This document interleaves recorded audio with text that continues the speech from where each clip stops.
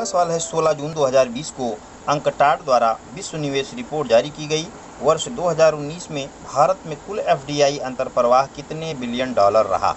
तो भारत में एफडीआई अंतर्प्रवाह को पूछा जा रहा है। अंतर्प्रवाह का मतलब ये हुआ कि अन्य देशों से भारत में जो निवेश हुआ है, जिसको एफडीआई के माध्यम से जिसको हम निवेश कहते हैं, वो निवेश कितनी राशि का रहा है, तो वो धनराशि है 51 बिलियन डॉलर।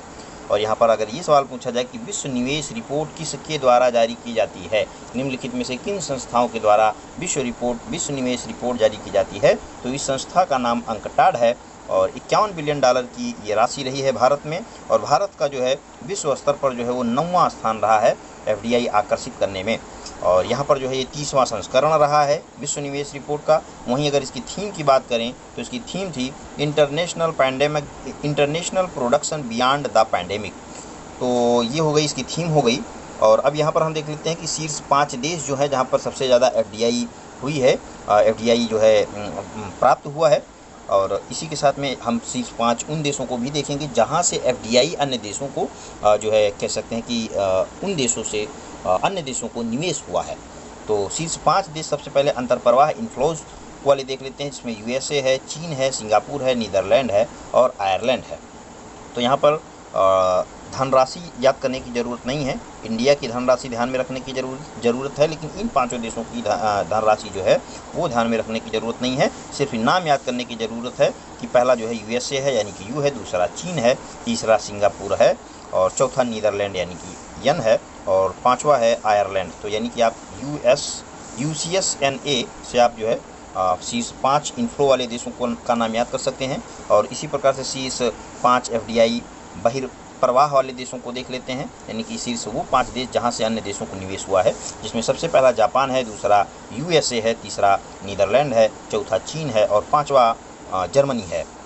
18 जून 2020 को पेट्रोलियम क्षेत्र की प्रमुख ब्रिटिश पेट्रोलियम कंपनी ने अपने वैश्विक व्यापार सेवाओं के संचालन के लिए कहां पर नया केंद्र स्थापित करने की घोषणा की है?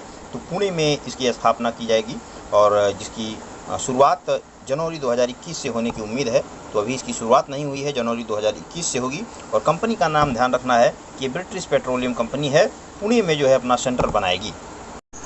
पहला सवाल है, आरबीआई ने निजी क्षेत्र के बैंकों के स्वामित्व व कारपोरेट ढांचे की समीक्षा के लिए एक पैनल का गठन किया है। इसका प्रमुख किसे बनाया गया है? तो इस पैनल का प्रमुख बनाया गया है डॉक्टर PK मोहंती को। पैनल के अन्य सदस्यों में शामिल सचिन चतुर्वेदी, लिली वेड्रा, SC मुर्मू और श्री मोहन यादव हैं। और यहीं पर रिपोर्ट जो है ये समिति जो है कब देगी? तो 30 सितंबर 2020 को ये कार्यदल जो होगी, जो कमेटी होगी, ये अपनी रिपोर्ट। और किस लिए इसका गठन किया गया है? तो सबसे खास बात यह है कि बैंकों के स्वामित्व और कारपोरेट ढांचे की समीक्षा के लिए इस पैनल का गठन किया गया है। और नेक्स्ट है, भारत कितने अरब डॉलर की अमेरिकी प्रतिभूतियों के साथ विश्व का सबसे अधिक प्रतिभूतियों वाला 12वां देश बना है? तो भारत के पास इस समय 157 अरब 40 करोड़ डॉलर की अमेरिकी प्रतिभूति है। आइए इससे जुड़े हम अन्य तथ्यों को देख लेते हैं। देखिए, इससे पूर्व फरवरी 2020 में भारत के पास रिकॉर्ड जो प्रतिभूति थी वो 177 अरब 50 करोड़ डॉलर की अमेरिकी प्रतिभूति थी। और यहाँ पर देख सकते हैं एक और चीज़ कि अमेरिकी वित्त मंत्रालय के आंकड़ों के अनुसार अप्रैल 2020 में भारत के पास उपलब्ध अमेरिकी प्रतिभूतियों में 90 करोड़ रुपए की वृद्धि हुई है।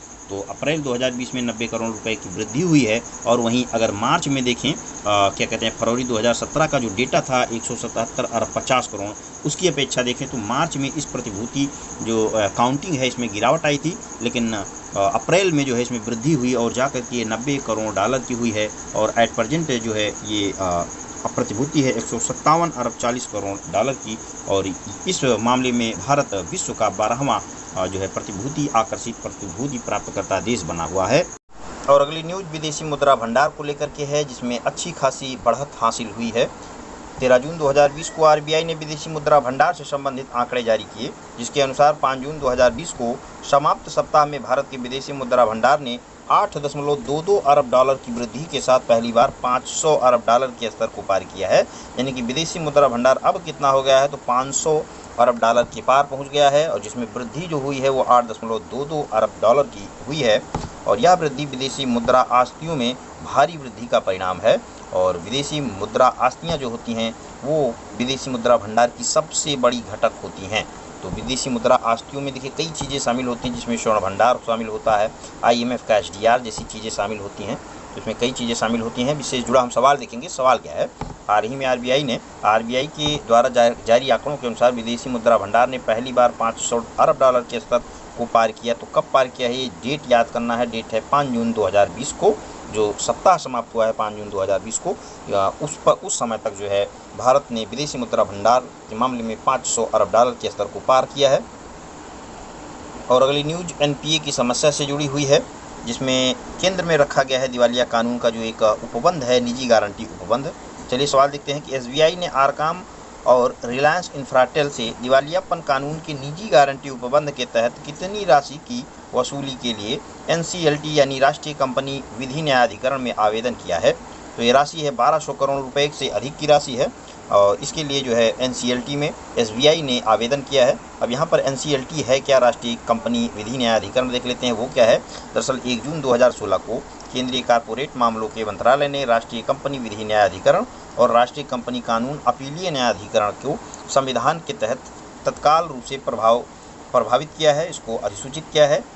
और यहाँ पर जो भी कारपोरेट मामले होते हैं, जो भी बैंक प्रदाता जो है एजेंसियां होती हैं, वो अपने किसी भी प्रकार की एनपीए की समस्या के लिए यहाँ पर आवेदन करती हैं, जिसके तहत यहाँ पर देख सकते हैं कि एनसीएलटी के तहत किसी निर्णय से असहमत पक्ष को 45 दिन के भीतर दिए गए निर्णय की एक प्रति प्रस्तुत करके एनसीएलटी में अपील कर सकता है। यानी कि जो भी नियोक्ता होगा वो सबसे पहले, अगर उसको कोई भी किसी भी प्रकार की समस्या होती है तो वो डायरेक्ट एनसीएलटी में नहीं जा सकता है, यानी कि राष्ट्रीय कंपनी कानून अपीलीय न्यायाधिकरण में वो डायरेक्ट नहीं जाएगा, बल्कि वो सीधे तौर पर ना जा करके वो सबसे पहले उसको राष्ट्रीय कंपनी विधि न्यायाधिकरण में जाना होगा। और उसके बाद में यहाँ से अगर मान लीजिए उसको संतुष्टि नहीं होती है तो राष्ट्रीय कंपनी कानून अपीलीय न्यायाधिकरण में जाएगा, और यहाँ से भी अगर उसको संतुष्टि नहीं होती है तो फिर वो अंतिम रूप से सर्वोच्च न्यायालय का दरवाज़ा खटखटा सकता है।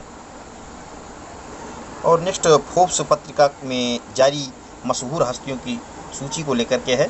जून 2020 में प्रतिष्ठित अमेरिकी पत्रिका फोर्ब्स ने विश्व के 100 उच्चतम भुगतान पाने वाले मशहूर हस्तियों की सूची 2020 जारी की है।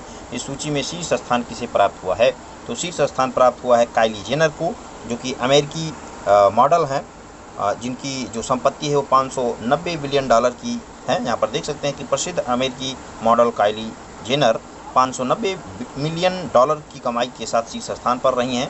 वहीं पर दूसरे स्थान की बात करें तो दूसरा स्थान जो है वो अमेरिका के प्रसिद्ध गायक एवं संगीतकार कान्ये वेस्ट का है, और तीसरे स्थान पर स्विट्जरलैंड के टेनिस खिलाड़ी रोजर फेडरर हैं। चौथे स्थान पर पुर्तगाल के फुटबॉल खिलाड़ी क्रिस्टियानो रोनाल्डो हैं। वहीं 5वें स्थान पर अर्जेंटीना के प्रसिद्ध फुटबॉल खिलाड़ी मेसी हैं। और भारत के एकमात्र जो है सेलिब्रिटीज़ जो है इस सूची में शामिल रहे हैं, जिनका नाम है अक्षय कुमार, जिनकी संपत्ति $48.5 मिलियन की रही है, और जिनकी सूची में रैंकर है वो है 52वीं। तो यहाँ पर देखिए कई बातें हैं। एक तो ये पाँचों सीरियल याद करने वाली चीज़ें हैं। दूसरी जो सबसे महत्वपूर्ण चीज़ है वो ये याद करना है कि कौन से ये जो हैं सेलिब्रिटीज़ हैं या हस्तियां हैं, नामचीन हस्तियां हैं, ये कहाँ से, किस देश से और किस खेल से संबंधित हैं। अगर कोई खिलाड़ी है तो वो किस खेल से संबंधित है। जैसे क्रिस्टियानो रोनाल्डो जो है ये फुटबॉल से संबंधित हैं, प्लस ये पुर्तगाल के देश से संबंधित हैं। मेसी जिनका 5वां स्थान है ये भी फुटबॉल खिलाड़ी हैं, और ये अर्जेंटीना से संबंधित हैं। तो आप देख सकते हैं कि एक यूरोप से हैं और दूसरे जो 5वें हैं वो दक्षिण अमेरिका से हैं। और उसके बाद में रोजर फेडरर का नाम मेरे ख्याल से सभी लोग इनसे परिचित होंगे। ये टेनिस खिलाड़ी हैं स्विट्जरलैंड के, तो इनका भी नाम याद करने की ज़रूरत है। तो इस प्रकार से इस सूची से कई नज़रिए से, कई तरीके से सवाल महत्वपूर्ण हैं, बन सकते हैं। और अगली न्यूज खाद्य प्रसंस्करण को लेकर के है कि खाद्य प्रसंस्करण क्षेत्र निम्नलिखित में से किसके अंतर्गत आता है। तो ये आता है FMCG के अंतर्गत। और FMCG ये है क्या, तो ये एक जो है एजेंसी है जिसके तहत जो है फूड प्रोसेसिंग सेक्टर आता है।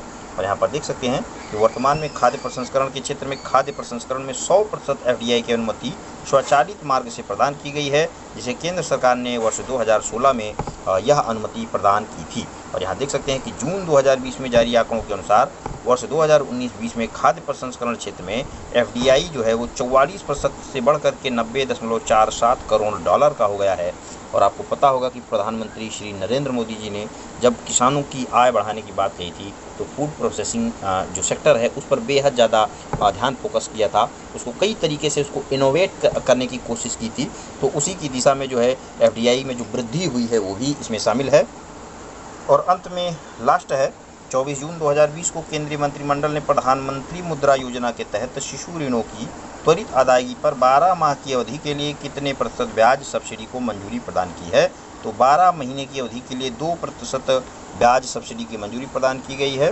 और यहाँ पर देख सकते हैं कि ब्याज सब्सिडी उन महीनों के लिए देय होगी जिनमें खाते एनपीए की श्रेणी में नहीं आते हैं। तो सबसे पहले यहाँ पर एनपीए वाली जो बात है उसका भी होना एक अनिवार्य शर्त है कि एनपीए की श्रेणी में जो है खाता ना आता हो संबंधित महीने के लिए, तो उस महीने को जोड़ करके 2% की जो है वो ब्याज जो है सब्सिडी आपको दी जाएगी।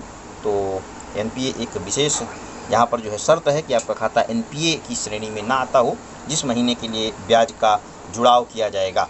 और अगला है कि इसमें योजना की जो अनुमानित लागत है वो है 1542 करोड़ रुपए।